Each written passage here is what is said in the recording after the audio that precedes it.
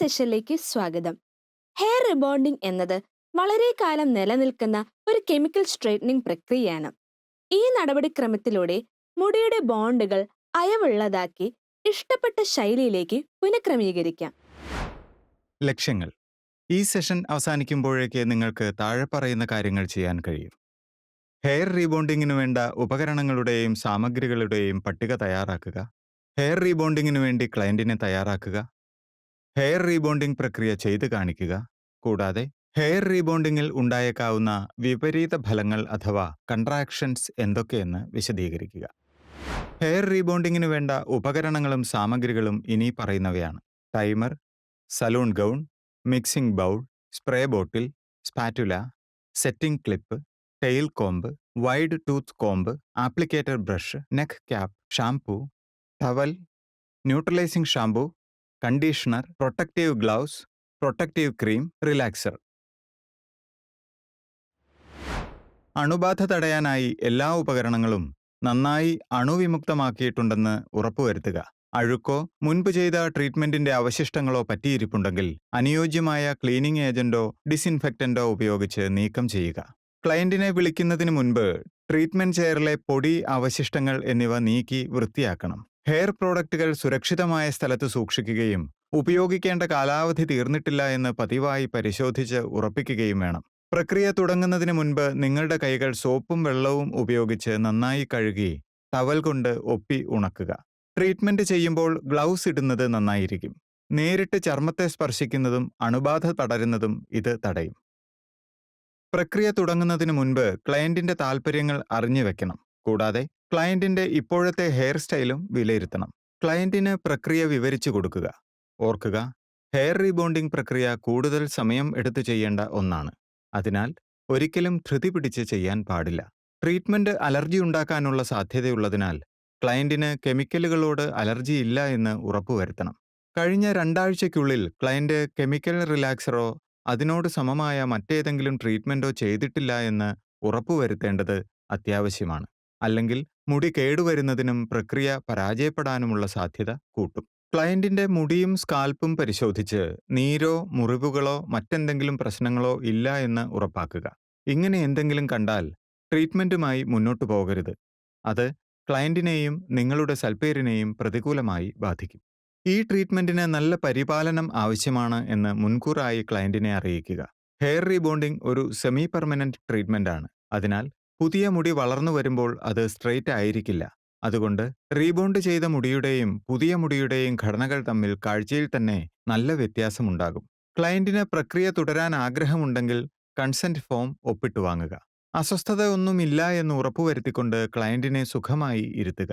ട്രീറ്റ്മെന്റിന് തടസ്സമായേക്കാവുന്ന ആഭരണങ്ങളോ മുടിയിലെ അലങ്കാരങ്ങളോ ഉണ്ടെങ്കിൽ അവ അഴിച്ചുവെക്കാൻ ക്ലയന്റിനോട് പറയുക.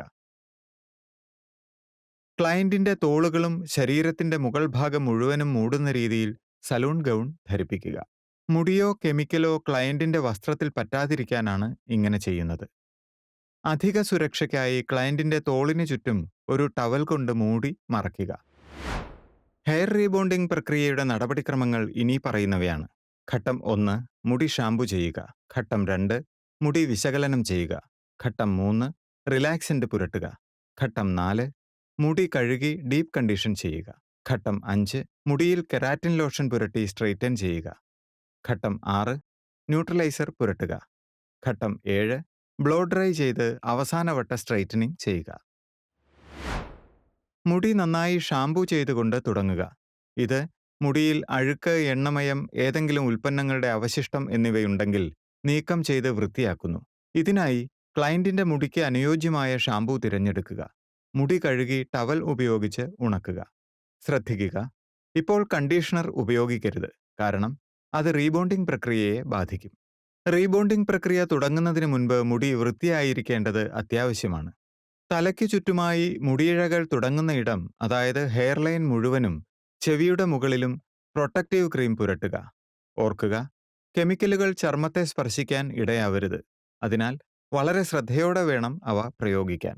മുടി ഉണങ്ങിക്കഴിയുമ്പോൾ വിശകലനം ചെയ്യുന്നതിനായി മുടി 4 ഭാഗങ്ങളായി പകുക്കുക. ആദ്യം നെറ്റി മുതൽ കഴുത്തുവരെ 2 തുല്യ ഭാഗങ്ങളാക്കുക. പിന്നെ ഒരു ചെവി മുതൽ മറ്റേ ചെവി വരെ തലയുടെ ഉച്ചിയിലൂടെ പകുക്കുക. ഇനി ഓരോ സെക്ഷനും ഓരോ പ്ലാസ്റ്റിക് ക്ലിപ്പ് ഉപയോഗിച്ച് ഉറപ്പിക്കുക. ഇങ്ങനെ ചെയ്യുന്നതിലൂടെ നിങ്ങൾക്ക് മുടിയുടെ ഘടന, ഘനം, മൊത്തത്തിലുള്ള അവസ്ഥ എന്നിവ വിലയിരുത്താൻ സഹായകമാകും. റിലാക്സർ വിവേകപൂർവ്വം തിരഞ്ഞെടുക്കണം. എപ്പോഴും ഓർക്കുക, പല റിലാക്സറുകൾ കൂട്ടിക്കലർത്തരുത്. അവ തമ്മിൽ രാസപ്രവർത്തനം ഉണ്ടാകാനും അത് ക്ലയന്റിന് ഹാനികരമാകാനും ഇടയാക്കിയേക്കാം. നിലവിലുള്ള ബോണ്ടുകൾ ഉടയ്ക്കാനായി തിരഞ്ഞെടുത്ത റിലാക്സിന്റെ മുടിയിൽ പുരട്ടുക. ഇതിനായി റീബോണ്ടിംഗ് ബോർഡുകൾ ഉപയോഗിച്ച് റിലാക്സിന്റെ ക്ലയന്റിന്റെ മുടിയിൽ ശ്രദ്ധയോടെ പുരട്ടുക. ഓരോ മുടിയിഴയിലും റിലാക്സിൻ പുരണ്ടിട്ടുണ്ടെന്ന് ഉറപ്പുവരുത്തണം. മുടിയുടെ വേരിൽ നിന്നും തുമ്പിലേക്കാണ് റിലാക്സിന്റെ പുരട്ടേണ്ടത് എന്ന് ഓർക്കുക. മുടിയുടെ ഘടന അനുസരിച്ച് എത്ര നേരമാണ് മുടിയിൽ റിലാക്സിന്റെ നിലനിർത്തേണ്ടത് എന്നതിൽ 30 മുതൽ 45 മിനിറ്റ് വരെ എന്ന കണക്കിൽ വ്യത്യാസമുണ്ടാകും. ശ്രദ്ധിക്കുക, റിലാക്സിന്റെ കൂടുതൽ നേരം മുടിയിൽ വെക്കുന്നത് മുടിക്ക് ദോഷം ചെയ്യും. അല്പം പോലും റിലാക്സിന്റെ അവശേഷിക്കാത്തവണ്ണം മുടി നന്നായി കഴുകുക. കാരണം റിലാക്സിന്റെ അവശേഷിച്ചാൽ അത് ഓവർ പ്രോസസ്സിങ്ങിന് കാരണമാവുകയും മുടിക്ക് ദോഷമാവുകയും ചെയ്യും. അതിനുശേഷം ഡീപ്പ് കണ്ടീഷണർ പുരട്ടി മുടിക്ക് ഈർപ്പവും പോഷണവും നൽകുക. കാരണം കെമിക്കൽ പ്രക്രിയകൾ മുടിയെ താൽക്കാലികമായിട്ടാണെങ്കിലും വരണ്ടതാക്കുന്നു.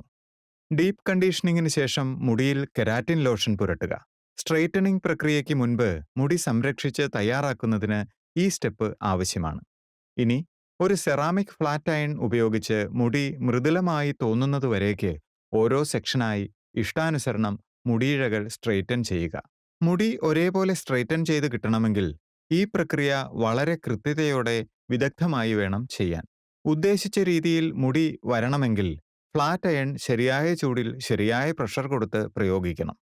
സ്ട്രെയിറ്റനിങ് പ്രക്രിയ പൂർത്തിയായാൽ അടുത്തതായി മുടിയുടെ പുതിയ ഘടന അതേപടി നിലനിർത്തുക എന്നതാണ് ചെയ്യേണ്ടത്. ഉടഞ്ഞ ബോണ്ടുകളെ പുതുക്കി സ്ട്രെയിറ്റൻ ചെയ്ത രീതിയിൽ നിലനിർത്താൻ മുടിയിൽ ന്യൂട്രലൈസർ പുരട്ടുക. പുരട്ടി അരമണിക്കൂറിന് ശേഷം തണുത്ത വെള്ളം കൊണ്ട് ന്യൂട്രലൈസർ കഴുകിക്കളയുക. ഇതിനുശേഷം മുടി ബ്ലോ ഡ്രൈ ചെയ്യുക. മുടി മൃദുവായി തിളക്കമുള്ളതാവാൻ ഫ്ലാറ്റ് അയൺ ഉപയോഗിച്ച് ഒന്നുകൂടി സ്ട്രെയിറ്റൻ ചെയ്യുക. ഹെയർ റീബോണ്ടിങ്ങിന്റെ ഇഫക്റ്റ് 6-7 മാസങ്ങളോളം നിലനിൽക്കും. അതേ രൂപം നിലനിർത്താൻ മുടിയുടെ വളർച്ചയുടെ വേഗത അനുസരിച്ച് പതിവായി മുടിയുടെ വേരിൽ ടച്ചപ്പ് ചെയ്യേണ്ടി വരും. ട്രീറ്റ്മെന്റിന് ശേഷമുള്ള പരിചരണത്തെക്കുറിച്ച് ക്ലയന്റിന് നിർദ്ദേശങ്ങൾ കൊടുക്കാൻ മറക്കരുത്. കാരണം ട്രീറ്റ്മെന്റിന്റെ ഫലം നിലനിർത്തണമെങ്കിൽ തൊട്ടടുത്ത കുറച്ച് ദിവസങ്ങളിൽ ശരിയായ പരിചരണം ആവശ്യമാണ്.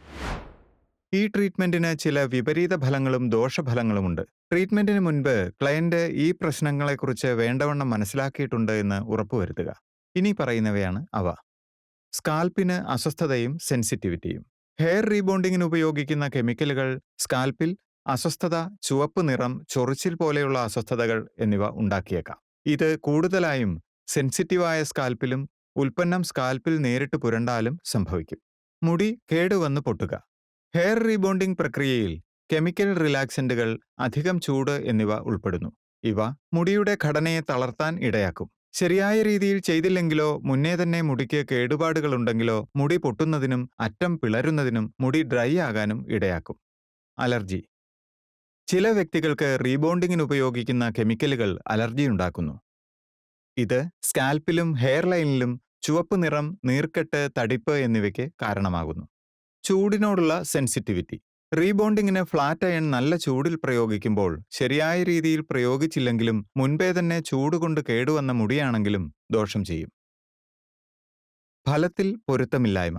മുടിയിൽ റിലാക്സന്റ് ഒരേപോലെ പുരണ്ടിട്ടില്ല എങ്കിലും കൃത്യതയോടെയല്ല പ്രക്രിയ ചെയ്യുന്നതെങ്കിലും സ്ട്രെയിറ്റനിങ്ങിന്റെ ഫലത്തിൽ പൊരുത്തമില്ലായ്മ വരാം. അങ്ങനെ വന്നാൽ ചില സ്ഥലങ്ങളിലെ മുടി ബാക്കിയുള്ള മുടിയേക്കാൾ സ്ട്രെയിറ്റ് ആയി കാണപ്പെടും.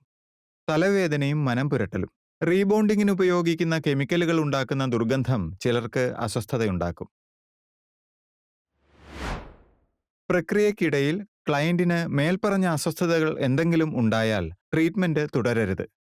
മുടിയിലോ സ്കാൽപ്പിലോ ഉൽപ്പന്നത്തിന്റെ അവശിഷ്ടമുണ്ടെങ്കിൽ കഴുകിക്കളഞ്ഞ് ആവശ്യമെങ്കിൽ അസ്വസ്ഥത ബാധിച്ചിട്ടുള്ള സ്ഥലത്ത് ആശ്വാസം കൊടുക്കാനായി പ്രൊട്ടക്റ്റീവ് ക്രീം പുരട്ടുക. അലർജി ഉണ്ടാവുകയാണെങ്കിൽ ഉടനെ വൈദ്യസഹായം തേടാൻ ക്ലയന്റിന് നിർദ്ദേശം കൊടുക്കുക. ഇതോടെ ഈ സെഷൻ അവസാനിച്ചിരിക്കുന്നു. അവസാനിക്കുന്നതിന് മുമ്പ് നിങ്ങൾ പഠിച്ച പ്രധാന പോയിന്റുകൾ എന്തൊക്കെയാണെന്ന് നോക്കാം. ഹെയർ റിബോണ്ടിങ്ങിന് ആവശ്യമായ ഉപകരണങ്ങളും വസ്തുക്കളും, ഹെയർ റിബോണ്ടിങ്ങിനായി ക്ലയന്റിനെ തയ്യാറാക്കൽ, ഹെയർ റിബോണ്ടിംഗ് നടപടിക്രമം, കൂടാതെ ഹെയർ റിബോണ്ടിങ്ങിന്റെ ഗുണദോഷങ്ങൾ. വീഡിയോ കണ്ടതിന് നന്ദി. വീണ്ടും അടുത്ത സെഷനിൽ കാണാം.